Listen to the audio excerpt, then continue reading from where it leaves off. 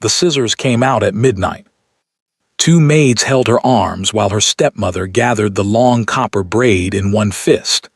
The braid Clara had brushed 100 strokes every night since she was a little girl, because her mother had taught her to. The blades closed once, twice, and as the last of it fell to the cold floor, her stepmother leaned down close to Clara's ear and whispered 5 words. Now he'll never know. Clara didn't understand what those words meant, not that night. But the man arriving in the morning, the Duke, he would ask only one question at dinner, and that one question would bring the whole house down. Clara Hartwell had learned, over the past 6 years, that the safest thing a girl in her position could do was stay invisible. She rose before the sun. She lit the fires, scrubbed the floors, carried the water. She ate in the kitchen with the servants, though this house had once been her father's house, and every stone in it knew her name. Her father, Thomas Hartwell, had been a kind man. Too kind, the servants used to say.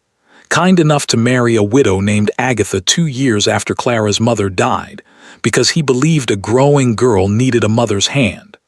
Agatha had arrived with soft smiles and a daughter of her own, Beatrice, golden-haired and pretty, 1 year older than Clara. For a while the smiles held. Then, when Clara was 14, her father's heart stopped in his sleep, and by the time the funeral flowers had wilted, the smiles were gone. "You'll earn your keep like everyone else," Agatha had said, standing in the doorway of Clara's bedroom while 2 footmen carried Clara's belongings up to the attic. "This house cannot afford idle girls." The house could afford new gowns for Beatrice every season. It could afford Agatha's parties and Agatha's carriages, but it could not, apparently, afford Clara. So Clara scrubbed, and she stayed silent, and she survived. She had only one treasure left, and it could not be taken from her because she wore it every day of her life: her hair. Copper red, thick and shining, falling past her waist when she unpinned it at night. Her mother's hair. The exact hair of the beautiful woman in the portrait that still hung above the main staircase, the portrait Agatha had somehow never dared to remove. Sometimes, passing that painting with a bucket in each hand, Clara would stop for just a moment and look up. "I'm still here, Mama," she would think. "I'm still here." That was before the night of the scissors. It began with a letter. Clara was polishing the silver in the dining room when the messenger came, a rider in a fine dark coat, mud on his boots, a sealed envelope in his hand. She heard Agatha's voice in the hall, sugary and bright, and then she heard the study door close. Whatever was in that letter, it changed the house within the hour. Agatha swept through the corridors giving orders like a general. The good china was to be brought out. The guest wing aired. Fresh flowers, new candles, the French wine from the cellar. "He'll be here tomorrow by noon," Clara heard her tell the housekeeper, Mrs. Finch. "Everything must be perfect, everything." "Who, madam?" Mrs. Finch asked. Agatha's answer floated down the hallway, and even from a distance, Clara could hear the hunger in it. "The Duke of Ravenscourt." The name meant little to Clara. She knew what everyone knew, that Ravenscourt was one of the richest estates in England, and that its young duke was said to be cold as January and had never once been seen to smile. Why such a man would come here, to a faded country house with debts stacked in the study drawers, she couldn't imagine. But Beatrice could. Clara heard her that evening through the parlor door, breathless with excitement. Duke Mama, why would a duke come to us?" "Because of an old promise," Agatha said. Her voice was low, careful. "A very old promise made between his late father and," she paused, "this family, a debt of honor, and debts of honor, my darling, are paid in marriage." Beatrice squealed. Clara, standing in the hallway with the tea tray, felt the cups tremble very slightly against the saucers, though she couldn't have said why. Something in Agatha's pause, something in the words "this family," said the way a person says words they have rehearsed. She carried the tea in, eyes down, invisible as always. But as she set the tray on the table, she felt it, Agatha's gaze fixed on her, not on her face. On her hair. Clara had pinned it up under her cap, as always, but a few copper strands had slipped loose at her neck. She felt Agatha's eyes on those strands the way a rabbit feels the shadow of a hawk. "That will be all, Clara," Agatha said softly. Too softly. They came for her after midnight. Clara woke to candlelight in her little attic room and hands seizing her arms, Dora and Millie, the two housemaids who did whatever Agatha paid them extra to do. Clara opened her mouth to cry out, but there was Agatha in the doorway, calm as Sunday morning, a pair of long silver scissors gleaming in her hand. "Hold her still." "Please," Clara twisted, her heart slamming. "Please, what are you?" "There's fever in the village," Agatha said, walking closer unhurried. "Everyone knows fever hides in long hair. I'm doing you a kindness, girl." "There's no fever. Please, not my hair, asterisk, please, asterisk. It's all I have of her." For one instant, something flickered across Agatha's face. Not pity, something colder, confirmation. She gathered the long copper braid in her fist and pulled it taut. "That," she said, "is precisely the problem." The scissors closed. Once. Twice. Clara heard the sound more than she felt it, a dry, terrible whisper of blades through the hair her mother used to braid by the fire, the hair that was the last living piece of her. When it was done, Dora and Millie let go. Clara sank to the floor among the fallen coils of copper, too stunned even to weep. And that was when Agatha bent down, so close Clara could smell the lavender water on her skin, and whispered, "Now he'll never know." Then she straightened, dropped the braid into Millie's apron like a rag for the fire, and walked out.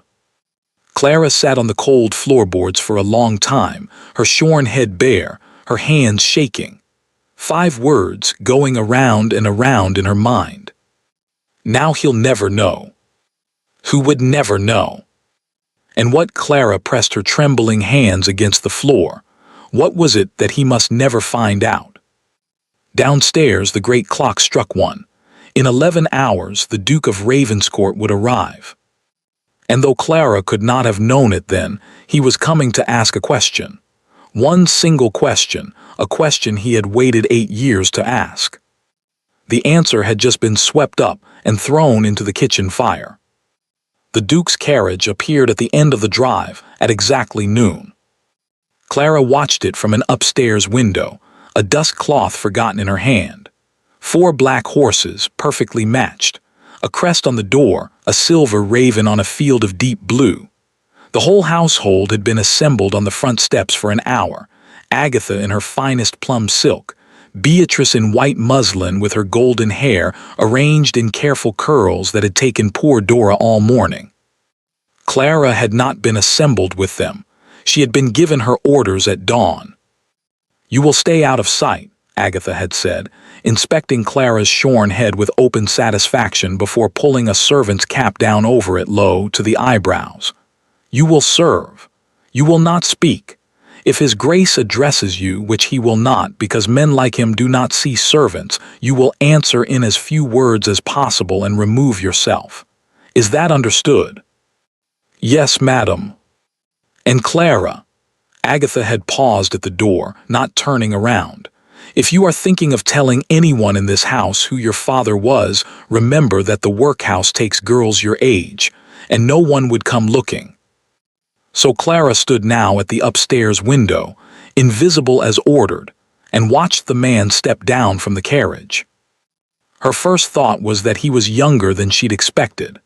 The way people spoke of the Duke of Ravenscourt, the coldness, the silence, the fortune, she had pictured someone gray and heavy. But the man on the gravel below was perhaps 30, tall, dark-haired, dressed in black so plain it made Agatha's plum silk look like a costume. Her second thought was that everyone was right. He did not smile. Agatha curtsied deep.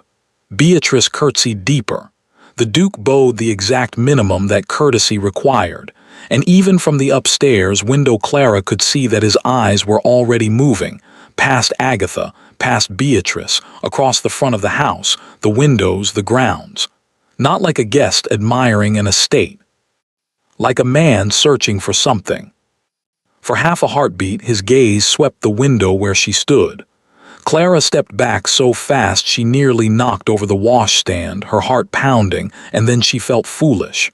He hadn't seen her, and what if he had? Men like him do not see servants. She picked up her dust cloth and went back to work. By evening, the servants' hall was thick with gossip.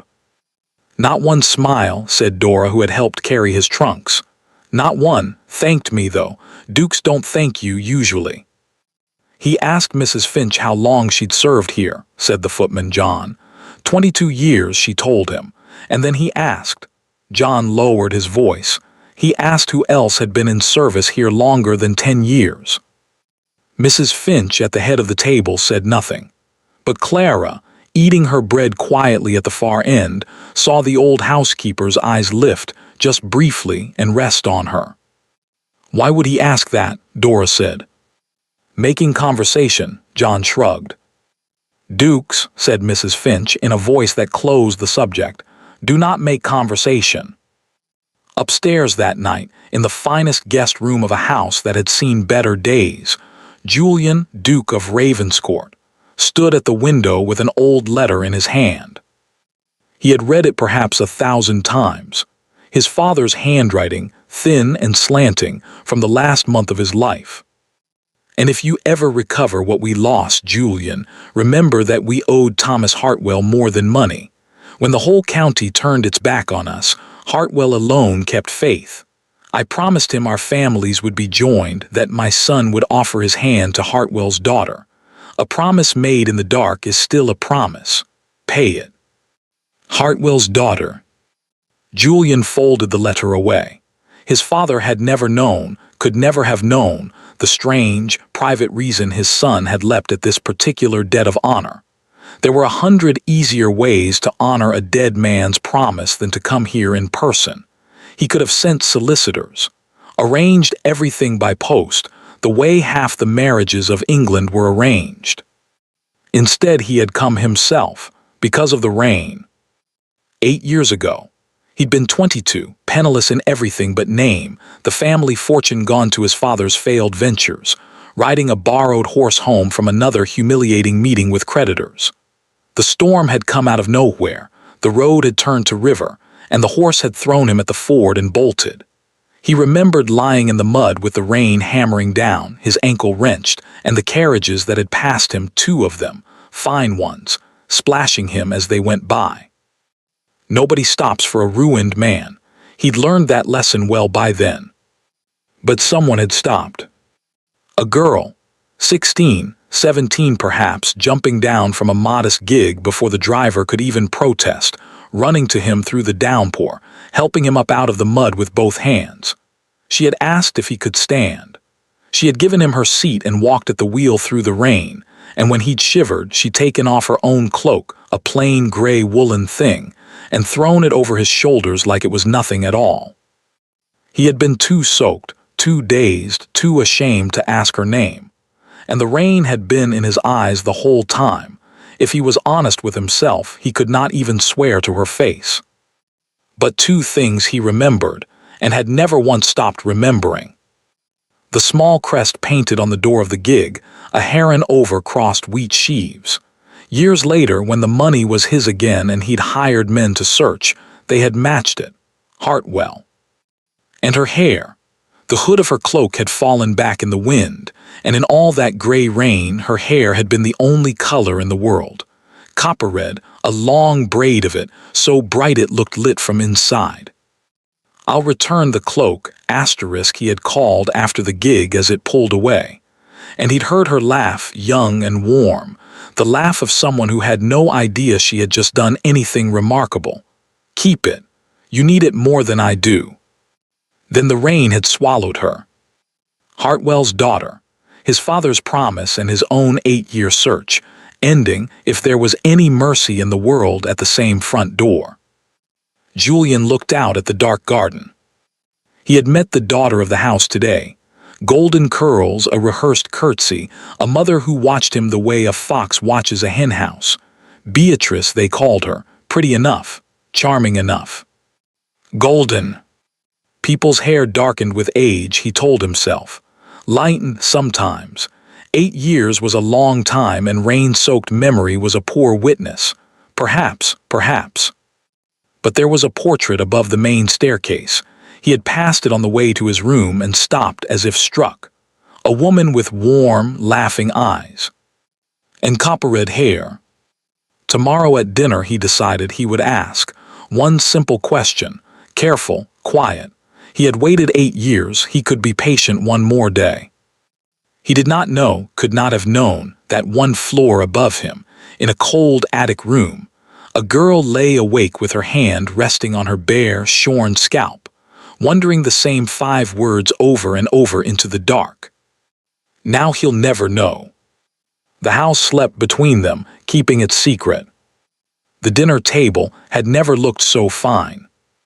Clara had spent the entire afternoon polishing silver that hadn't left its case in 6 years. Her father's silver, engraved with the Hartwell heron, though Agatha had long since stopped calling it that. The good candlesticks were lit. The French wine was breathing. Cook had made 5 courses out of a household budget that usually strained to make 2. And Clara, in her plainest black dress, and the cap pulled low over her shorn head, had been assigned to serve. She had wondered briefly why Agatha would allow her in the dining room at all. Then she'd caught her own reflection in a polished tray, hollow-eyed, cropped, shapeless in servant's black, and understood. There was nothing left to hide. The scissors had seen to that. What better proof that Clara was no one than to let the Duke look straight at her and see nothing at all? The party came in at 8. Agatha glittering, Beatrice glowing, and the Duke in his plain black, pulling out Beatrice's chair with perfect, mechanical courtesy.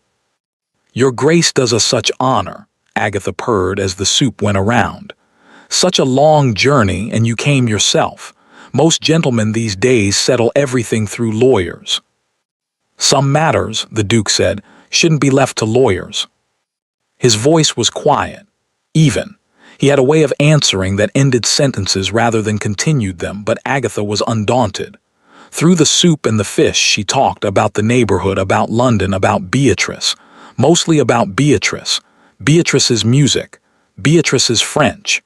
Beatrice's watercolors, her needlework, her delicate health that was nonetheless perfectly robust for bearing here a cough, for asterisk enduring the duties of a great house.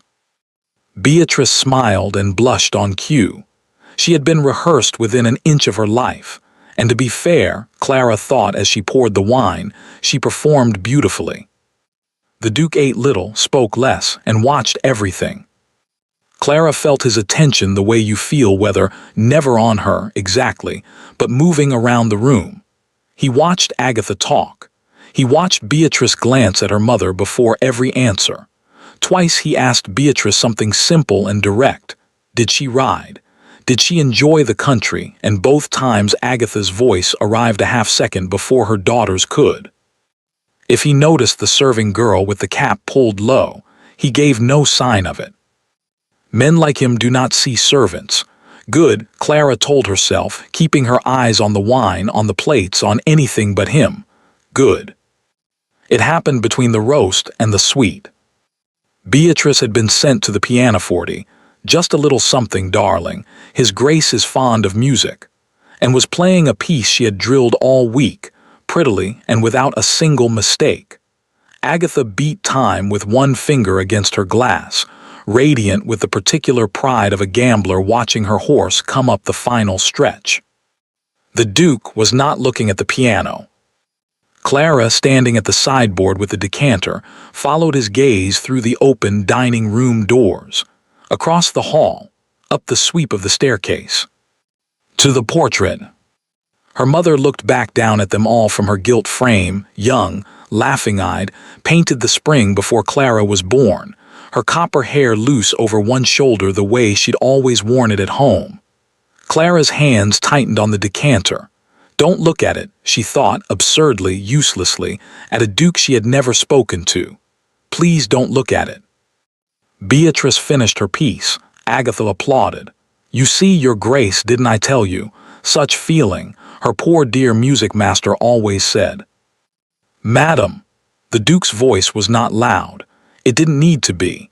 It cut Agatha off like a door closing.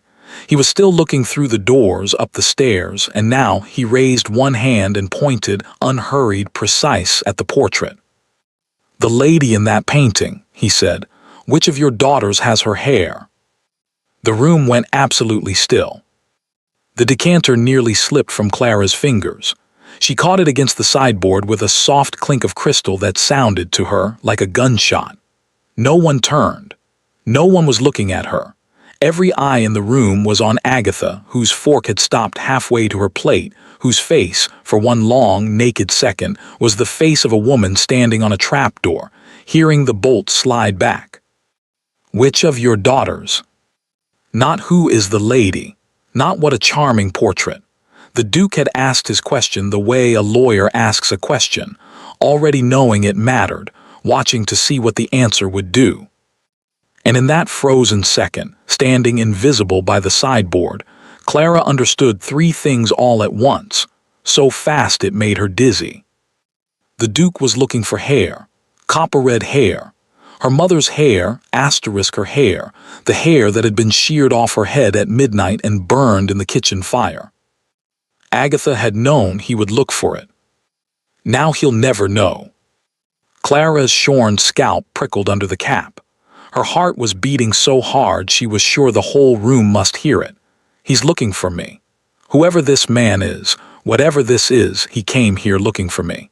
And I'm standing 10 feet away from him and he has no idea because the only thing he knows me by is gone. The fork completed its journey. Agatha set it down, dabbed her mouth with her napkin and smiled, and Clara had to admire, with a kind of horror, how quickly the trapdoor closed again. Why, your grace, Agatha said warmly. What a question. Why, your grace, what a question. Agatha's laugh was light as spun sugar.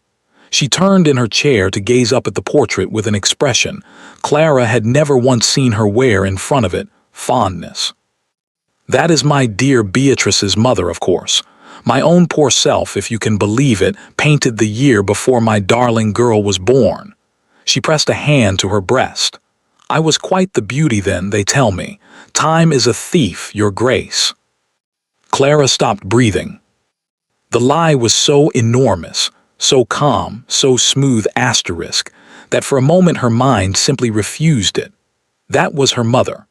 Her mother's laughing eyes, her mother's spring morning, her mother's copper hair loose over one shoulder, and Agatha had just stepped inside the frame and put it on like a stolen coat. Indeed, the Duke said, his face showed nothing. The likeness is remarkable, and yet. He looked at the portrait a moment longer. The lady's hair. Ah, the hair, Agatha sighed as if touched by the memory. Beatrice had exactly that hair as a small child, your grace, exactly. Red as a new penny, didn't you, my love? Everyone remarked on it, and then, as so often happens, it turned gold as she grew. My grandmother's hair did precisely the same. She smiled at her daughter. Though I confess I sometimes miss my little copper-headed girl. Beatrice, to her credit or her training, managed a wistful smile. Mama kept a lock of it, I believe. I did, somewhere. I must find it for you, your grace, it would amuse you. Clara's hands were shaking. She hadn't noticed until the glasses on her tray began to sing, a thin, tiny chime of crystal against crystal, the sound of a lie being told 6 feet away from the one person alive who could bury it. Stop, she ordered her hands. Stop, stop. She pressed the tray against the sideboard to still it. And when she looked up, the Duke was watching her. Not the portrait, not Agatha, her. Across the length of the room, over the candles, through the ruins of the roast course, his dark eyes had found the serving girl in the low cap, and they rested on her trembling tray, and then on her face with a stillness that was worse than any question. It lasted perhaps 2 seconds. Then a footman moved between them with the sweet course, and the Duke turned back to his hostess and said, in a tone of mild, social interest, "You keep a lock of it, you say?" "Oh, somewhere, your grace, somewhere." "I'd be glad to see it." He picked up his glass. "Before I leave." He said it pleasantly. He said it the way a man says lovely weather. But Clara, gathering plates with her heart in her throat, saw what it did to Agatha's smile, how it stayed perfectly in place while everything behind it scrambled. A lock of copper hair to be produced on demand. One more brick for the lie, due on delivery. He doesn't believe her, Clara thought, and the thought was so dangerous, so bright with hope, that she crushed it immediately. It didn't matter what he believed. Tomorrow or the day after, Agatha would snip a coil of copper from the braid. The braid, Clara nearly dropped the plates. The braid had gone into the kitchen fire. She had watched Millie carry it down in her apron. There was no lock of red hair anywhere in this house to give him, unless they cut it from the only red hair left under this roof. Whatever stubble remained beneath her cap. Clara walked out of the dining room with the stacked plates and made it as far as the servants' corridor before she had to lean against the wall. She was still awake at midnight when the knock came, one soft rap on her attic door. Mrs. Finch stood on the landing with a candle in one hand and a cup of warm milk in the other, which was itself extraordinary. The housekeeper had not climbed to the attics in years, her knees being what they were. "Drink this," she said, "and sit down, child." Clara sat on the edge of the bed. Mrs. Finch settled onto the room's single stool, set the candle on the floor between them, and for a long moment just looked at her, at the cropped head Clara no longer bothered to cover in her own room. 22 years I've served this house," Mrs. Finch said at last. "I carried you down to the christening. I dressed your mother for the last time, and I'd thank you not to tell a soul I said so, because your stepmother believes I've forgotten whose house this is." The old woman's voice didn't waver, but the candlelight did in her eyes. "Tonight that woman sat at your father's table, under your mother's picture, and called it her own face. And you stood there and held your tongue, because you're a clever girl and you want to live." "Mrs. Finch." "Don't," the housekeeper raised a hand. "Don't say anything you'd have to deny later. I only came to tell you one thing, and then these old knees are going back down those stairs." She leaned forward. "That man asks questions like he already owns the answers. He asked me who served here longer than 10 years. He asked John which rooms in the house are never used. And tonight after dinner he stood in front of that portrait for a quarter of an hour, alone, in the dark." Clara's hands tightened around the cup. "I don't know what he's come for," Mrs. Finch said, rising with a grimace, "and I don't know what he knows, but hear me, child. There are only 2 things left in this house that remember the truth. One is that portrait." She picked up her candle, and at the door she paused without turning around. "The other one is me." The stairs creaked and faded, and Clara was alone. She lay back on her narrow bed and stared at the dark. Down below, somewhere in the guest wing, was a man who had crossed England to ask one question about red hair. Between them stood Agatha, a burned braid, and a lock of copper that did not exist yet. "Keep your head down," said the voice of 6 years' survival. "Say nothing, want nothing." But underneath her hand, under the cold cotton of her nightcap, the shorn hair was already growing back. A 1/4 inch of stubborn copper, pushing up through everything they'd done to her. It would take years, she thought. She didn't have years. Something in this house was going to break long before that. It broke as it happened, the very next afternoon in the library, over a book of Latin. Agatha began the hunt for red hair at breakfast. Clara heard it start through the morning room door, Agatha's voice, low and razor-edged, and Millie's frightened one answering. "The braid, girl, where is it?" "You, madam, you said to burn it. I put it in the kitchen fire myself, madam. You stood right there." There was a silence that Clara, carrying linens past the door, could feel through the wood. Then Agatha's voice again, very quiet, the way she got when things went wrong and someone else was going to pay for it.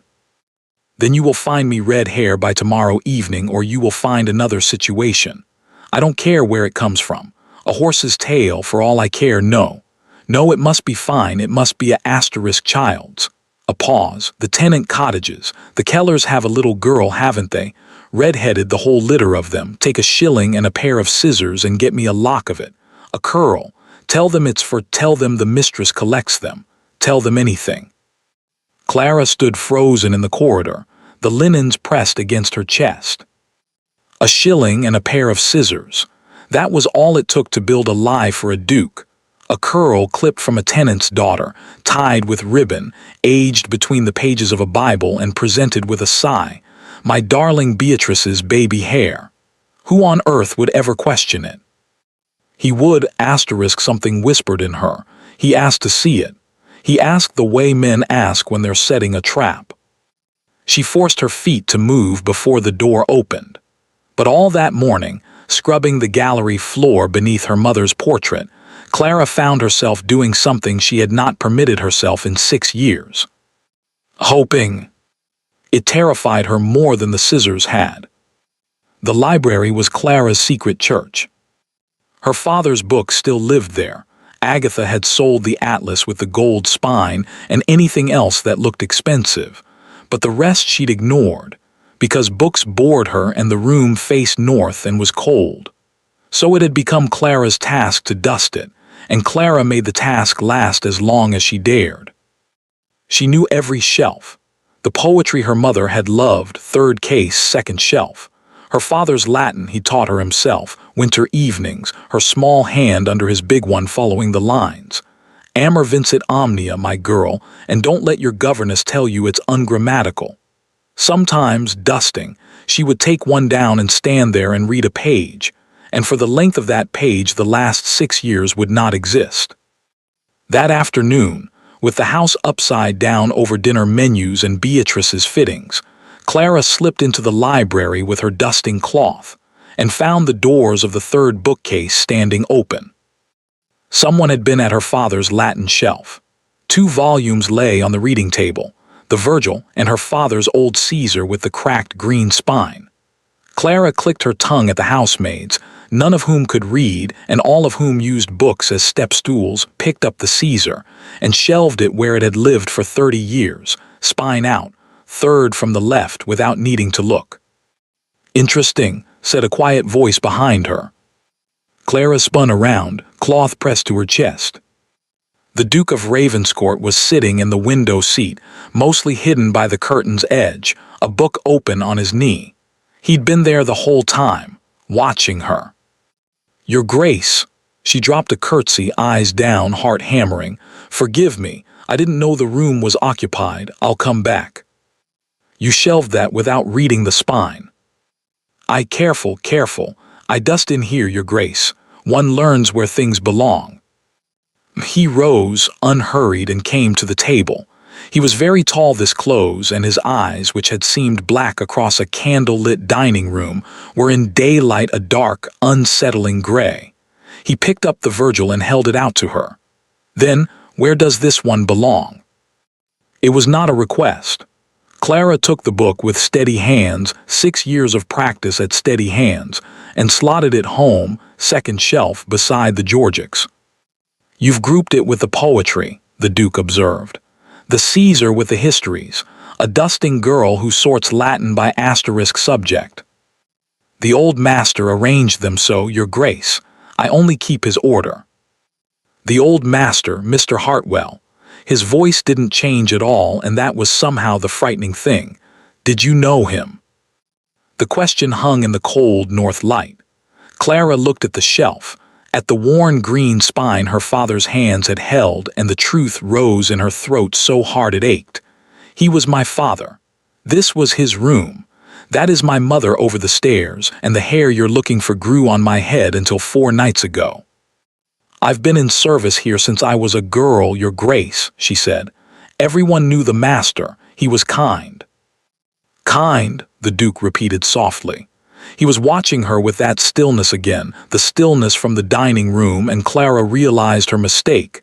She had answered the question without answering it, and he collected answers like that. He glanced at her hands holding the cloth, chapped, work-worn, and then his gaze stopped. At her throat, where the thin silver chain she never removed had slipped free of her collar as she'd reached for the shelf. "That's a fine chain for a housemaid," he said.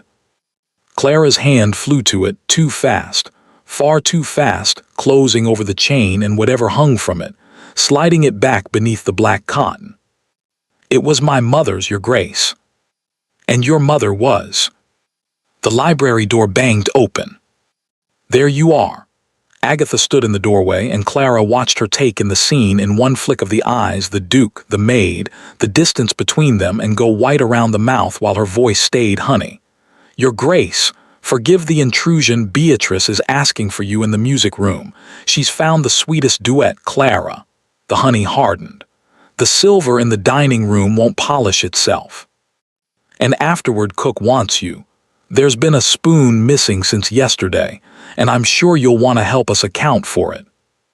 A spoon. Missing. Clara felt the word settle over her like a net.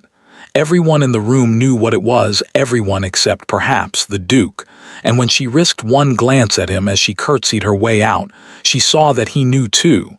He was looking at Agatha the way he had looked at the portrait. "Counting something." "Madam," Clara heard him say behind her, pleasant as ever as the door closed, "you never introduced me. Your maid's name is Clara, is it?" She didn't hear Agatha's answer, but she heard the pause before it, and the pause was very long. Agatha struck that same night, and she struck the way she always struck, smiling. Clara was summoned to the morning room after the household had gone up. Agatha sat by the lamp with her correspondence, and she did not look up for a full minute, which was an old trick of hers, and it still worked. By the time she set down her pen, Clara's palms were damp. "You've been noticed," Agatha said, no preamble. "That was careless of you." "Madam, I never." "You never? Of course you never." Agatha rose and crossed to the window, her reflection ghosting on the dark glass. "It doesn't matter what you never. A man like that notices a crooked candle, and you," she turned and looked Clara over slowly from the boots to the cropped head, "you are a very crooked candle indeed. So, you're going away." The floor seemed to tilt. "Away, madam." "To my cousin Prout in the north. She's been poorly and needs a strong pair of hands. You'll do very well there." Agatha returned to her desk and took up her pen again as though the matter were a grocery order. "The carriage comes for you tomorrow night after the house is asleep. You'll tell no one, not the kitchen, not the maids a beat, and not Mrs. Finch. If his grace should notice one servant fewer, which he will not, you left to nurse a sick aunt. Girls of your sort are always leaving to nurse sick aunts." "Madam, please," Clara heard the crack in her own voice and hated it. I was born in this house." Agatha's pen stopped. "No," she said quite softly without looking up. "A gentleman's daughter was born in this house. I don't see one anywhere, do you?" The pen resumed its scratching. "Pack tonight, that will be all." There was almost nothing to pack.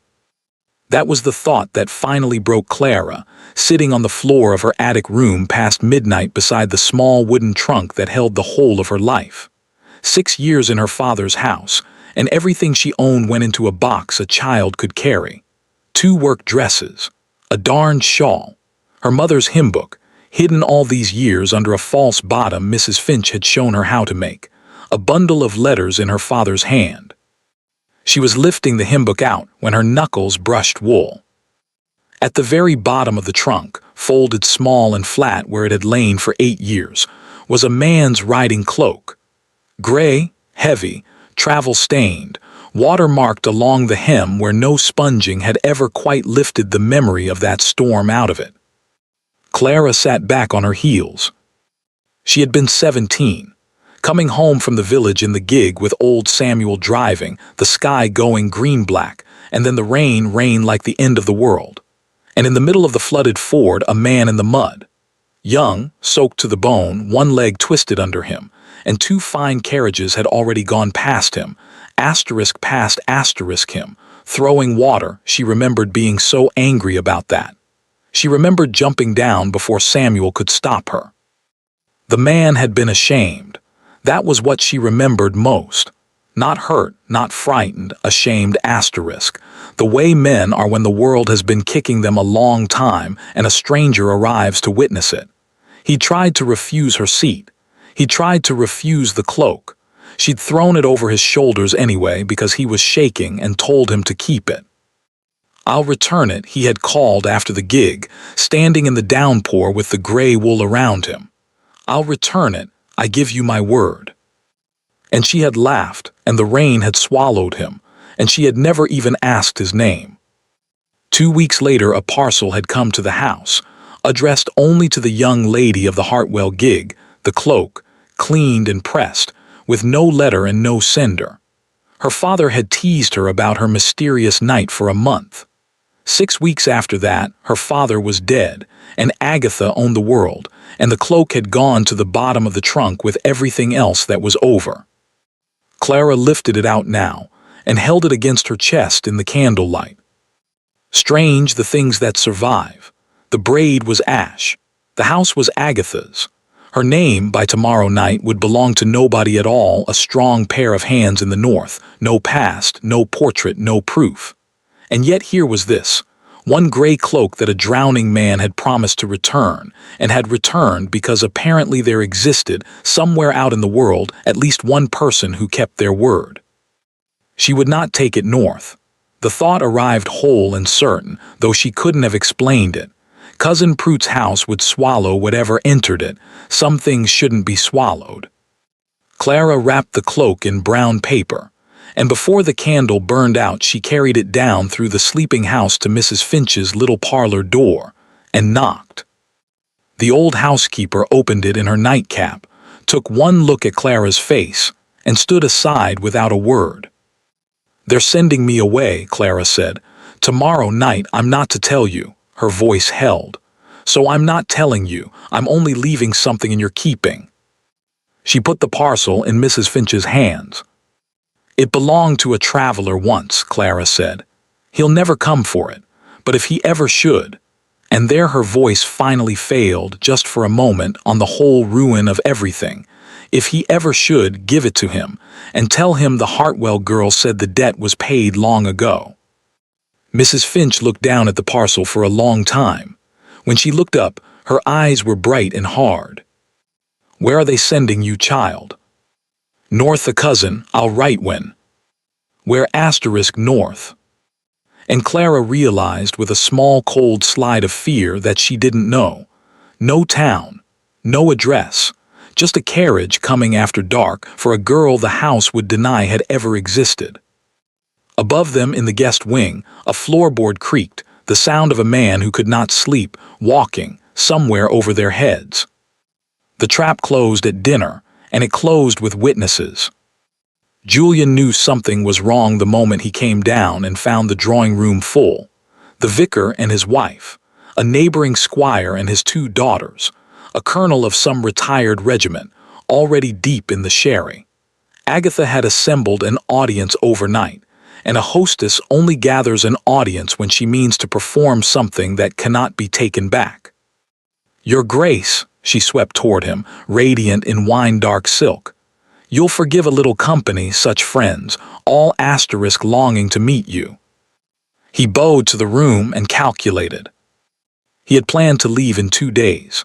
Quietly, questions unanswered, and then return with lawyers, records, the parish register, whatever it took to unearth what this house was burying, because it was burying something. The portrait with the borrowed face.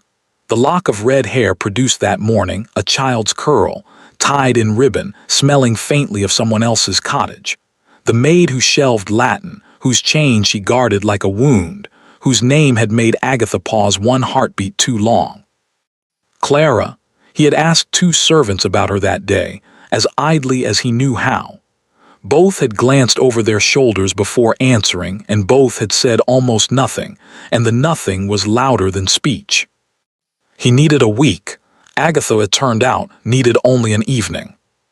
It came at the table between courses, when the colonel, well watered by then and clearly primed, raised his glass and boomed, "Well, your grace, am I permitted to say what the whole county is whispering? A certain happy understanding between two great families, eh? Eh?" "Colonel," Agatha chided, delighted, "you'll embarrass his grace." "Embarrass? A promise between fathers is a sacred thing, madam. I say it's a sacred thing." "It is." Agatha turned to Julian, and her eyes were soft and her voice was softer, and underneath both was the click of a key turning. "Your grace, forgive me. I had meant to wait, but since our dear colonel has opened the subject before friends, I think perhaps the time for waiting is past." She nodded to the footman, and the footman brought a silver tray, and on the tray lay a letter. Julian knew the hand before it reached him. Thin, slanting, unmistakable, his father's. "Your late father wrote this to my late husband," Agatha said gently, "in the last year of his life. Mr. Hartwell treasured it. I have treasured it since. Read it, your grace. Read it aloud, if you will. There is nothing in it either family need blush for." He read it silently first. It was genuine, that was the horror of it. His father's voice rose off the page, the gratitude, the shame of the debt, the pledge. "My son shall offer his hand to Hartwell's daughter, and our houses shall be joined, so help me God." Hartwell's daughter, no Christian name. His father had likely never learned it, a promise sworn in the dark of ruin to a benefactor far away. "Of course," Agatha said to the table at large, dabbing her eye, "no one could hold a great man to his father's word. Times change, promises fade. If his grace felt the obligation had lapsed." She let it hang delicately in front of the vicar, the squire, the colonel, in front of a room full of the county's tongues. Then she smiled at her daughter. "But I know what my dear husband believed, and I know what Beatrice is worth." Beatrice sat with her golden head bowed, blushing on command, and Julian looked at her and understood the architecture of the whole evening. Refuse now, before witnesses, with his father's oath in his hand, and he was the duke who spat on a dead man's word, his own dead father's word, to jilt an innocent girl at her own table. The story would reach London before he did. Honor the promise, and he married the wrong daughter of the right house. The wrong daughter. His certainty startled him with its violence. He had no proof, a chain, a bookshelf, a pause, nothing a court or a county would weigh for a second against a mother's sworn word and a lock of baby hair. Everyone was watching him. The colonel's glass was still raised. "Madam," Julian said slowly, "my father's word is my word." The room broke into applause. Somewhere down the table the vicar's wife was already weeping happily. The colonel was on his feet roaring a toast. Agatha pressed both hands to her heart, triumphant, humble, unbearable. And Julian, rising with his glass because there was nothing else to do, heard his own voice as if from a great distance, saying the necessary things, honored the two families, in due course, while inside him something bolted like a horse in a burning stable. In due course, he had said, not a date. He had left himself that much. A betrothal was not yet a wedding, and lawyers could be slow and registers could be found. A week. He still needed only a week. He did not get it. Clara heard the applause from the servants' stair. The sound came down through the old house like weather, a distant surf of clapping and the colonel's roar, to the Duke and his bride. And she stood in the dark with a tray of clean glasses and understood that it was finished. All of it. The portrait, the question, the terrifying little hope she had been carrying around since the library like a coal in her apron. Beatrice, of course Beatrice. Where had the hope even come from? A man had looked at her twice and asked the name of a housemaid, and 6 years of good sense had nearly deserted her over it. Enough, she told herself, and was almost grateful for the carriage coming at midnight. At least she would not have to serve at the wedding. They came for her at 11:30, Dora, sent up sniffling, and behind her, keeping to the shadow of the landing, Agatha in a dressing gown with a candle. Quickly and quietly, Agatha said, out through the kitchen court. The trunk was light. That was the thing Clara chose to think about, going down the back stairs of her father's house for the last time, how light 6 years could be. Through the kitchen, past the banked fire, out the court door into a cold, clean night full of stars, where a closed carriage stood waiting with a driver she had never seen before. No lamps lit her going. No one waved. Only at the last moment, high in the house behind her, a curtain moved in Mrs. Finch's small window, and Clara lifted her hand once to the glass and the old woman behind it. "In," said the driver. She climbed in. The door shut. The carriage swung out of the court and down the long dark drive, past the gates her great-grandfather had raised, and turned north. Inside, Clara sat very straight with her hands folded on the trunk and made herself breathe and did not cry. It was done. Let it be done. The Duke would marry, the house would forget, and somewhere in the north a strong pair of hands was expected. She did not see the milestone at the crossroads, an hour on, where the north road bent away, and the carriage did not bend with it. She had never traveled this country. One dark hedgerow was any other. So she did not know, could not know, that the road they took ran east, toward the manufacturing towns, toward the gray stone institution on the hill above the river, where paupers and the nameless were received at all hours, no questions asked and none answered. Cousin Prute did not exist. And behind her in the sleeping house, Julian stood at his window watching a carriage lamp dwindle down the drive, some tradesman, some errand, nothing, and turned back to his desk, where he was writing to his lawyers by candlelight. 1 week asterisk he wrote, "I require the parish registers of this county examined within 1 week." He had 8 years of patience left in him, he reckoned. What he did not have, though he would not learn it until the cloak was laid on his bed, was 8 days. Mrs. Finch waited 1 full day, and it was the longest day of her 22 years in service. She waited because she was old and careful, and because a housekeeper who accuses her mistress on no evidence is a madwoman, dismissed without a character by sundown. She had spent the morning after Clara's leaving making one quiet inquiry, a word with a stable lad from the village, who had watered the strange carriage's horses at the crossroads inn. North, was it, she'd asked, easy as gossip, the Prute place? North, the boy had scratched his head. That rig took the east road, missus. Heard the driver say it himself, the hill, Weatherby Hill. And then, seeing her face, "Missus, you've gone a queer color, missus." Weatherby Hill. Every servant in 3 counties knew what stood on Weatherby Hill. You threatened lazy scullery girls with it. Mind your work or you'll finish on the hill. The workhouse. So that evening, while the family lingered over the betrothal toasts below, Mrs. Finch climbed the stairs to the guest wing on her ruined knees, carrying a parcel wrapped in brown paper, and did the single most dangerous thing of her long, careful life. She laid it on the Duke of Ravenscourt's bed, unwrapped, and she stood beside it and waited to be caught. Julian came up a little before 11, still in the black evening clothes that had felt all day like morning dress. He saw the old housekeeper standing rigid by his bed, opened his mouth, and then he saw what lay on the coverlet. For a moment he did not move at all. Gray wool, heavy riding cloth, the collar he had turned up against that murdering rain, the shoulder seam his own tailor had let out the year before everything was lost, and there, along the hem, the water stain that no sponging had ever lifted, the exact tide mark of the worst and best day of his life. He had wondered for 8 years why the parcel he'd sent back had never been acknowledged. He had wondered if it ever arrived. It had arrived.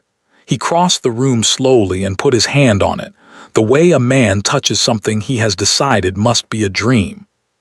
"Where?" he said, and his voice came out wrong and he started again. "Where did this come from?" "A girl left it in my keeping, your grace." Mrs. Finch's voice was steady. Her hands, folded at her waist, were not. 2 nights ago, with a message should its owner ever call for it. She said, And here the old woman's chin came up, and she delivered it word for word, the way she had been repeating it to herself for 2 days. She said to tell him the Hartwell girl said the debt was paid long ago. The room was so quiet Julian could hear the candles burn. "The Hartwell girl," he repeated. "Yes, Your Grace." "Mrs. Finch."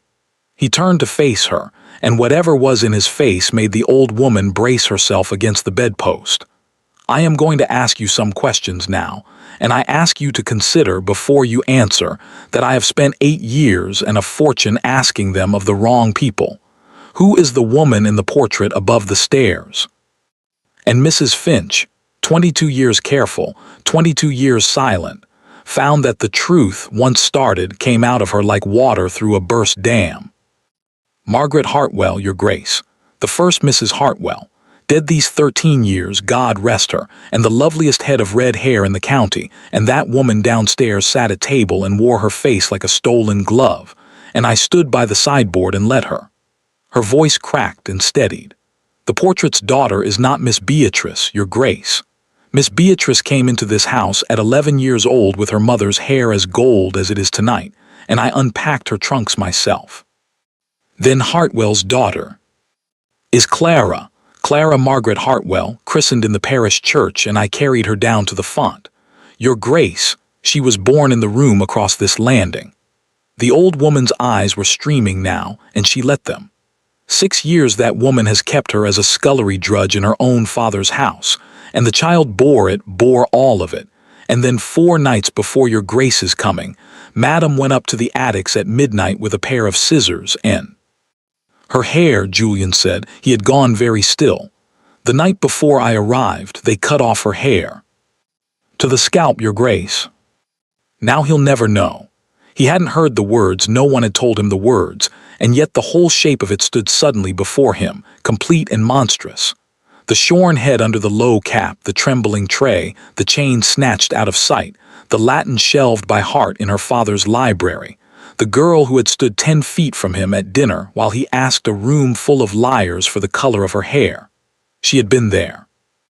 She had been asterisk there, holding the decanter, invisible in servant's black, the girl from the rain, the girl from 8 years of searching, and he had looked straight through her exactly as her stepmother had known he would, because the only thing he trusted himself to know her by had been burned in the kitchen grate.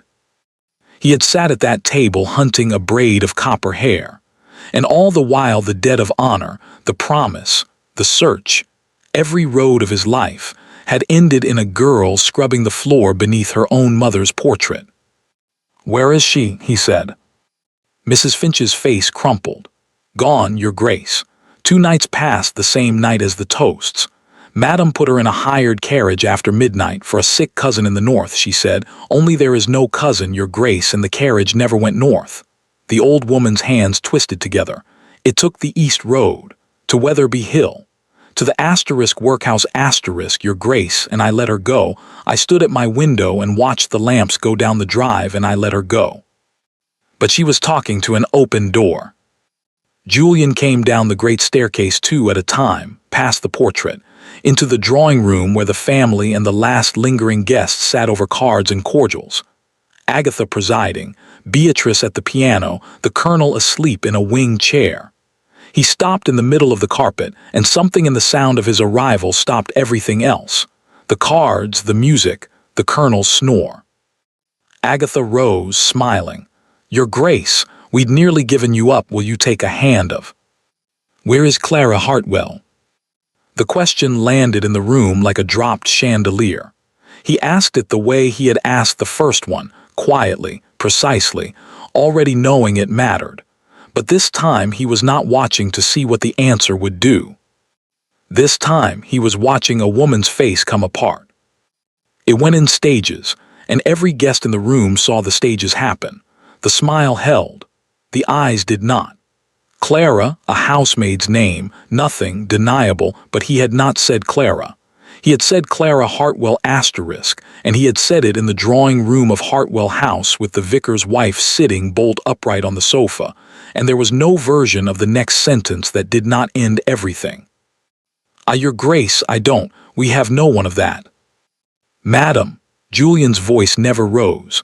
That was, the vicar's wife would say afterward, the terrifying thing, it never rose at all.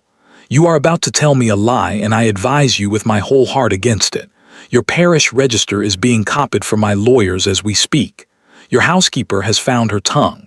And the lock of hair in my breast pocket belongs to a tenant's child called Keller. The ribbon still smells of her mother's tallow." He took one step closer. "So we will try it once more, and you may consider before you answer that the girl you put in a carriage 2 nights ago is the daughter my father's letter binds me to. Where is she?" In the silence, someone's cordial glass tipped over and rolled, unregarded, across the card table. It was Beatrice who answered. She had risen from the piano, white as her muslin, one hand pressed flat against her ribs, and when she spoke her voice was small and clear, and it broke her mother's power in the room forever. "Weatherby Hill," said Beatrice. "Mama had them take her to Weatherby Hill. I heard her give the direction." Her mouth trembled and firmed. "I didn't know until it was done. I swear before God I didn't know, but I know it now, and I won't wear a wedding got this way. Not for a duchy, not for anything." "Beatrice," Agatha's voice was a whip crack, but it cracked on air. Julian was already gone. They heard him in the hall and then in the court, his voice carrying back through the open door into the ruined drawing room. The fastest horse in that stable now, saddle nothing else. And then hooves on gravel, going away east into the dark, at a pace no carriage lamp could follow. On the wall above the staircase, serene in the candlelight, Margaret Hartwell watched them all and laughed her painted laugh. Julian rode through the night the way he had done everything for 8 years, as if the thing he was chasing might vanish if he slowed. The east road was black and rutted, the moon in and out of racing cloud, and twice the horse nearly went down in the dark. He did not slow. Somewhere behind him lay a drawing room full of wreckage, a betrothal dead on the carpet, a colonel spluttering awake into scandal, and none of it weighed as much as a feather against the one thought hammering in him with the hoofbeats. 2 nights. She has been in that place 2 nights. He knew what workhouses were. He had toured one once, as a young lord, being shown the improving institutions of the district, the grey wards, the picked oakum, the smell of lye and turned soup, the faces that had stopped expecting anything. He had gone home afterward and been unable to eat his dinner, and that had been as a ** visitor**. The girl from the rain had given a drowning stranger her cloak off her own shoulders, and the world, in its wisdom, had answered her with 6 years of servitude, a pair of scissors, and Weatherby Hill. "Not 3 nights, he said aloud, to the dark, to the road, to God if he was listening. She does not spend a 3rd night in that place." Dawn was a grey line behind the chimneys of the manufacturing towns when he clattered up the long hill above the river, and the institution rose out of the morning mist exactly as he remembered its kind. A great blind barracks of soot-dark stone, iron gates, and over the gates, in letters that some committee had no doubt found improving, "Labor omniavincit. Work conquers all." Julian looked at the motto with 8 years of Latin shelving fury in him, and hauled the bell pull hard enough to wake the dead. The porter who came was inclined to be difficult. It was not visiting day. It was not visiting *hours. The master was at his breakfast. And then he got the gate lamp properly on the caller's face and clothes, and heard the word *Ravenscourt*, and became, in the space of 3 seconds, the most obliging man in the north of England. The master of the workhouse received his grace in a cold parlor smelling of ink and cabbage, and confirmed, ledger open, that yes, 2 nights ago, a young woman brought in by private carriage which was irregular, but the fees had been paid for a full quarter in advance, which was more irregular still. "Paid," Julian said. "Paid by whom?" "The party did not leave a name, your grace." The master ran his finger down the column. "The young woman was entered as," he squinted, "Clara, no surname, no family. That is what the accompanying letter instructed, your grace. No surname, no family, no correspondence to be forwarded. He looked up uneasy, beginning to understand that something was very wrong with his tidy ledger. It is not unusual, Your Grace. Folk have their reasons for. Take me to her. Your Grace, the women's ward is not. Julian put both hands flat on the ledger and leaned down, and whatever the master saw in his face closed the argument. She has a surname, Julian said quietly. She has a family, and you are going to take me to her now. They found her in the yard.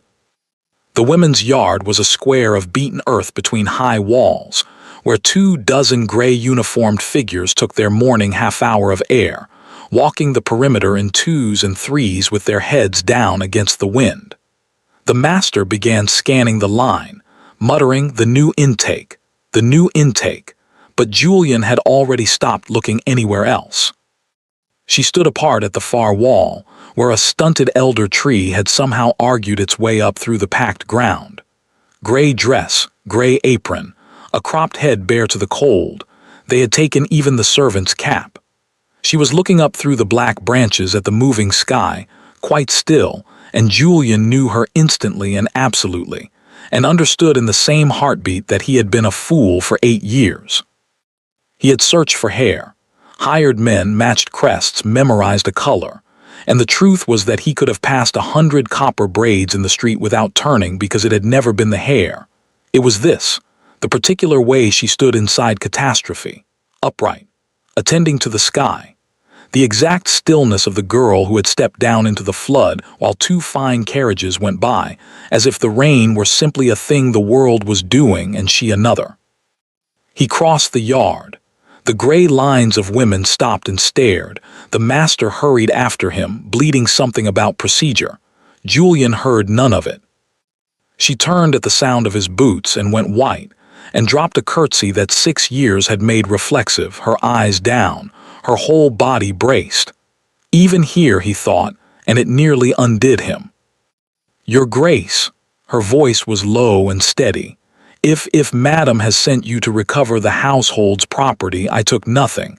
They may search the trunk. I took nothing that was not. You took nothing, Julian agreed. That was not yours. That has been the whole trouble.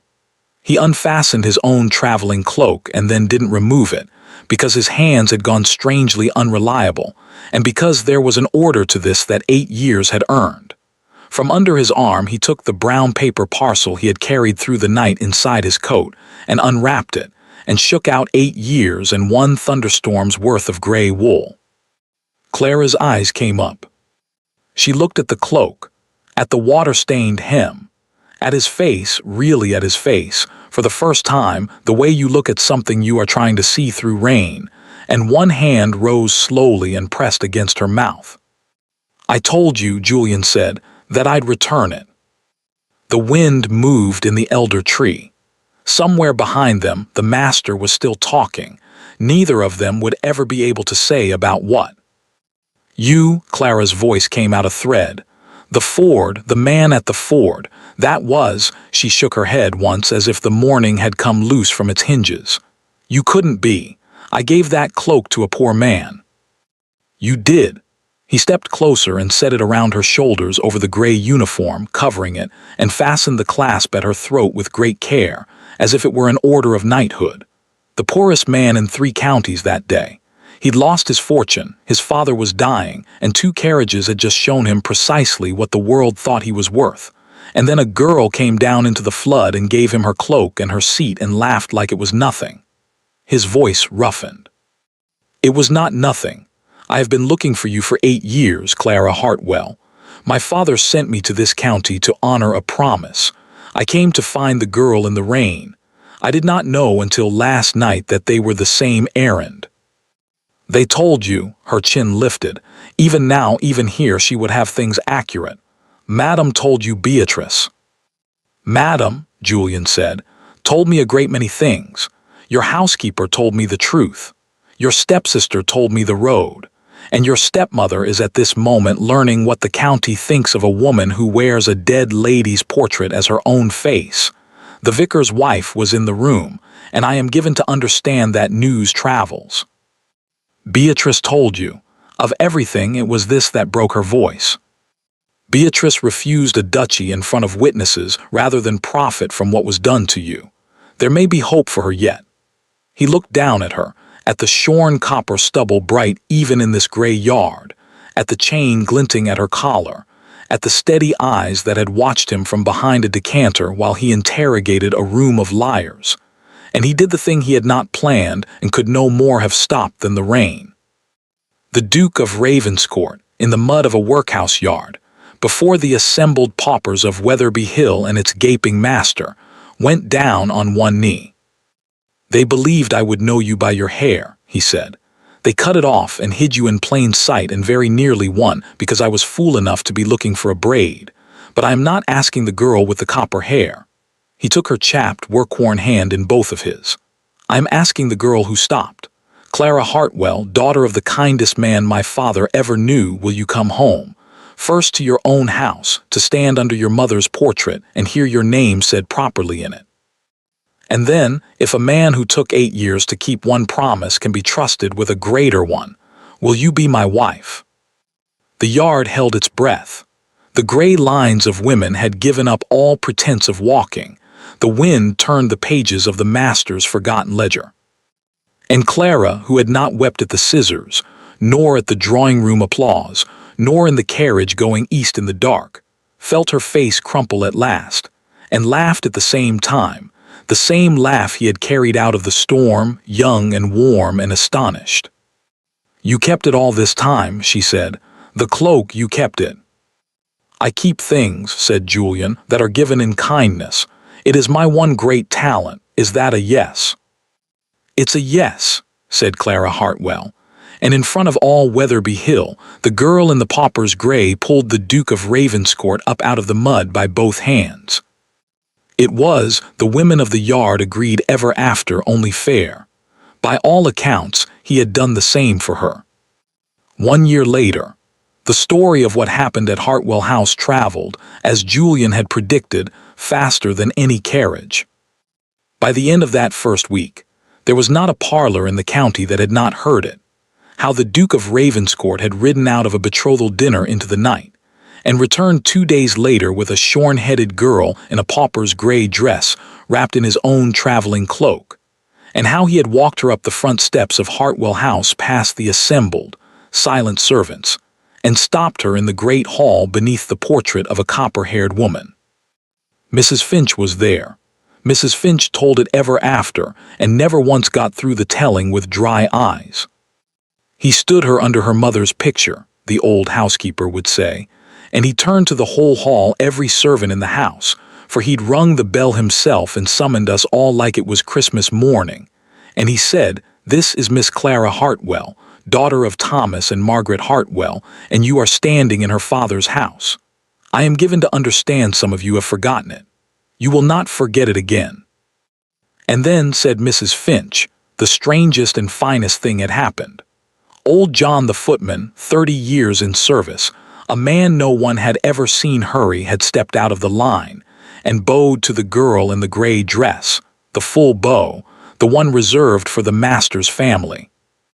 And one by one, down the whole line, cooks and grooms and housemaids, the servants of Hartwell House had followed, some of them weeping openly, Dora loudest of all, while Clara stood beneath the portrait with her cropped head high and tears running freely down her face, and let them. 6 years of invisibility ended in a single morning. Agatha was not there to see it.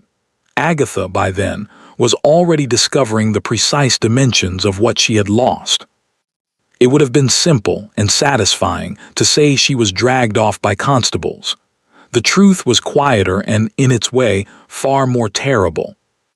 There was talk of the law. The lawyers Julian had summoned found much to interest them in 6 years of Hartwell accounts, in a father's will that had provided for his daughter's keeping and education, in moneys that had gone instead to plum silk and Beatrice's seasons. But it was Clara, in the end, who stopped it.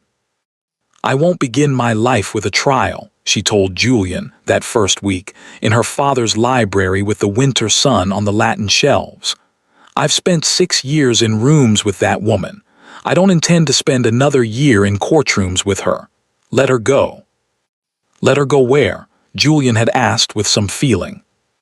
"Anywhere," said Clara, "that is not here." So there was no trial. There did not need to be. The county tried Agatha instead, in the courtroom it reserved for such matters, the drawing rooms, the church pews, the market day conversations, and the county's verdict was without appeal. The vicar's wife had been asterisk in the room. She had seen the letter, the lock of hair, the face coming apart in stages. She had heard a duke say the words parish register in a voice that never rose. Within a month, there was not a door in 3 counties that opened to Agatha's knock. Invitations ceased as if by frost. Merchants discovered, regretfully, that her credit required review. The great performance of her life, the grieving widow, the devoted mother, the portrait's borrowed face, had failed on opening night before the only audience that mattered, and there is no second season for a woman found out. She left before spring in a hired carriage for a distant seaside town where nobody knew her, the same manner of unmarked leaving. Mrs. Finch observed with grim satisfaction that she had once arranged for someone else. It was said she told her new neighbors she was the widow of a gentleman, cruelly used by grand relations. It was said she took in a lodger. It was said many things. Hartwell House stopped listening. She wrote twice to Beatrice. The first letter demanded. The second pleaded. Beatrice answered the second one only, with a banker's draft modest, regular, enough to keep her mother respectably and no more, and a single line that Clara had helped her compose, because Beatrice had sat over the writing desk for an hour, weeping, unable to find words that were neither cruel nor false. "You will want for nothing necessary, Mamma. You will ask me for nothing more." For that was the strangest fruit of that whole strange year, Beatrice. She had tried to leave, too, in those first raw days, had come down with her trunks packed, white-faced, to where Clara was overseeing the opening of the shuttered east rooms, and said stiffly that she would go to an aunt in Bath, that she understood perfectly well she could not stay, that she asked only a day's grace to arrange the journey. Clara had looked at her for a long moment. At the golden hair, the fine gloves, the trembling mouth, at 6 years of small cruelties and averted eyes, and at one moment, one single moment in a drawing room full of witnesses, when this pampered, frightened girl had stood up at a piano and thrown away a duchy with 4 words. I heard her give the direction. "You knew nothing about the workhouse," Clara said. "Until it was done, I believed that, and when it mattered, when it cost you everything to speak, you spoke." She turned back to the shutters and the light came into the east rooms for the first time in 6 years. "Unpack your trunks, Beatrice. One of us being sent away in disgrace is enough for this house. Besides," and here Mrs. Finch swore there had been the ghost of a smile, "I shall need a bridesmaid." Beatrice had burst into tears on the spot and been perfectly useless for the rest of the day, and had never once, from that hour, been anything less than fiercely, penitently loyal. It was Beatrice who sat with Clara through the fittings and the lawyers. Beatrice who learned, clumsily, earnestly, pricking her fingers, to do useful things with her hands. Beatrice who, when a visiting marchioness made a delicate, poisonous inquiry about the future Duchess's unusual history, set down her teacup, and replied that her stepsister had spent 6 years learning every corner of the estate she would now command, and could the Marchioness's daughters say as much of their accomplishments? They could not. The Marchioness did not call again. Nobody minded. The hair grew back slowly, the way honest things do. Through that first winter it was a bright copper crop, close as a boy's, and Clara wore it uncovered around the house in a kind of quiet defiance that made the maids grin and Mrs. Finch's chin quiver. By spring it curled at her ears. By high summer it touched her collar, and Julian, who rode over from Ravenscourt so often that his steward learned to send documents to Hartwell House directly, developed a habit of arriving, glancing at it with elaborate unconcern, and remarking that it wanted at least another 8 years to reach a proper length, and that fortunately he had experience of waiting. They did not marry quickly. That surprised the county, which had settled in for a scandalously prompt wedding. It did not surprise anyone who knew them. There was an estate to untangle her father's affairs. 6 years knotted and bled by Agatha's stewardship, restored account by account until Hartwell land was sound again. There were tenants to visit. The Keller family received, to their bewilderment, a new roof, a milk cow, and the private, laughing thanks of a duke for the loan of one red curl. There was a girl who had spent 6 years being no one, learning, carefully, with occasional door-slamming setbacks, how to be someone again, how to give an order to servants who had lately been her equals, how to sit at the head of a table she had lately served, how to walk past her mother's portrait as a daughter of the house and not a ghost in it. And there was, above all, the long, unhurried joy of two people who had each spent 8 years believing the other half imagined, discovering they were real. They told each other everything that year in the library with the north light failing. He told her about the ruin, the true depth of it, which he had told no one, the creditors, his father's last bedridden months, the letter with its promise sworn in the dark. She told him about the 6 years, not all at once, and not easily, and there were evenings when he came away from those tellings and stood a long time at the window mastering himself, because the things done casually to her had a way of undoing him completely. He told her about the search, the hired agents, the false trails, the red-headed strangers he had crossed streets to see, feeling every time like a madman. She laughed until she cried at the crest, that he had found her by a heron and wheat sheaves painted on a gig, and then cried in earnest, because the gig had been sold in her first year of servitude, and she had watched it go down the drive. "Everything they sold," Julian said quietly that evening, "we will find. What can't be found we'll forgive. But nothing more gets taken from you, Clara. That is the whole of my policy. It is not sophisticated, but I mean to be consistent." He was consistent. When she finally showed him what hung on the thin silver chain, what she had guarded from his eyes in the library a lifetime ago, it was her mother's wedding ring, hidden 6 years against Agatha's inventories. Julian looked at it a long time.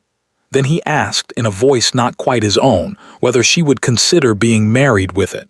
And Clara, who had promised herself she was done with weeping that year, discovered she was not.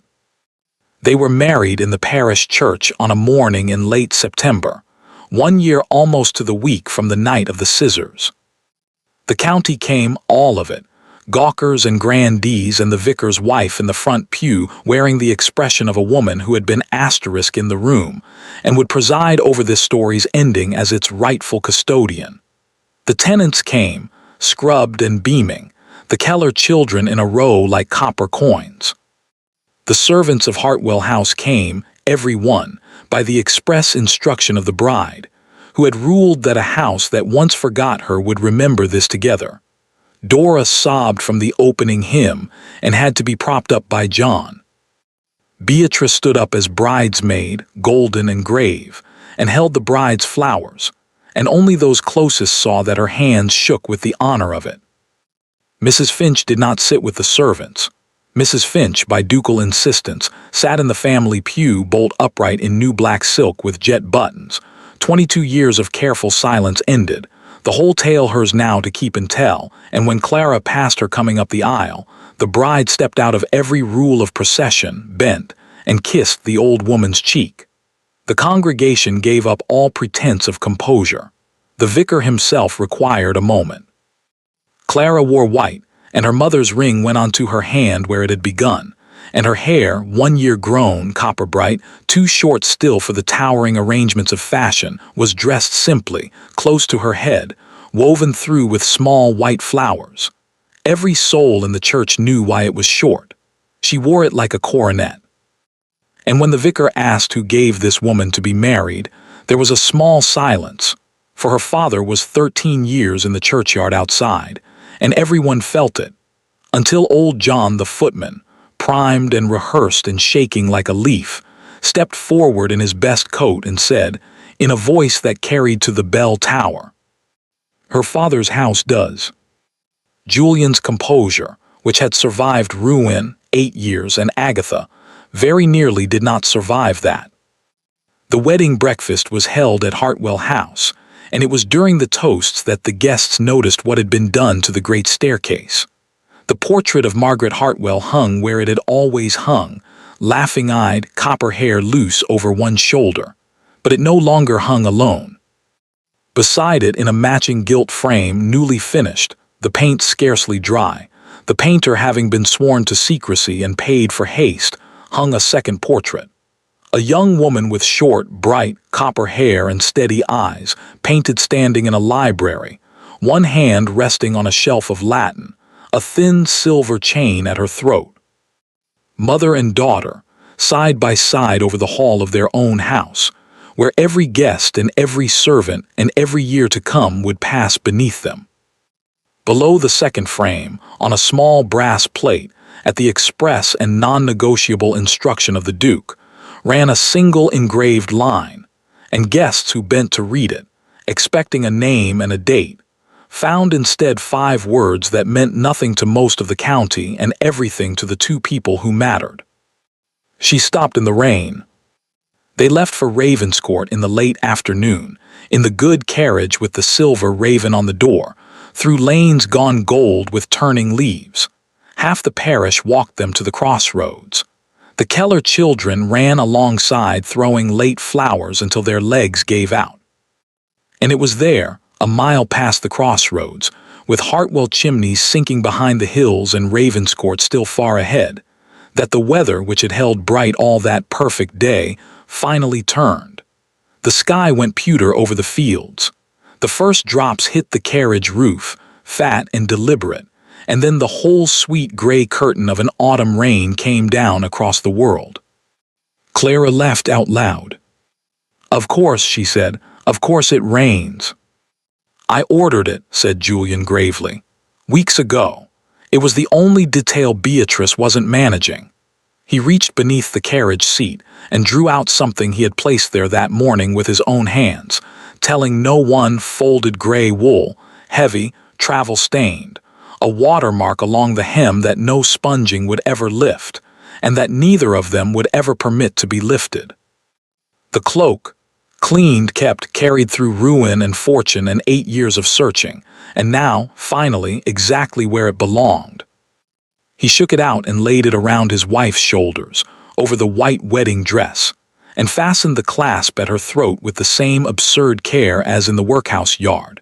And Clara put her hand flat against the old wool over her heart, and looked at him, and neither of them said anything at all for a mile or more, because there are moments that words only spend, and they had both learned expensively to save. The rain drummed on the roof.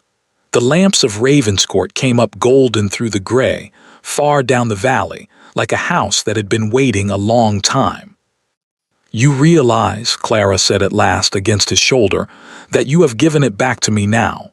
The cloak, after all that, 8 years of keeping it, and you've simply handed it over." "I have," Julian agreed. "It was meant to be yours. I told you to keep it." "And I told Asterisk you asterisk," said the Duke of Ravenscourt, closing his hand around his wife's, around the chapped, work-worn, beloved hand with her mother's ring on it, "that I would return it. A promise made in the dark is still a promise." He kissed her hair, copper-bright and 1 year grown, as the rain carried them home. "Besides, it was never really the cloak I was keeping." Outside, the storm washed the world clean. Inside, under the gray wool, the girl who stopped and the man who searched rode on together toward the lit windows. For some things, once given in kindness, always find their way home. Thank you for listening to the story all the way to the end. Please tell us which city you're watching from and what the story made you feel. Don't forget to subscribe so you won't miss new stories.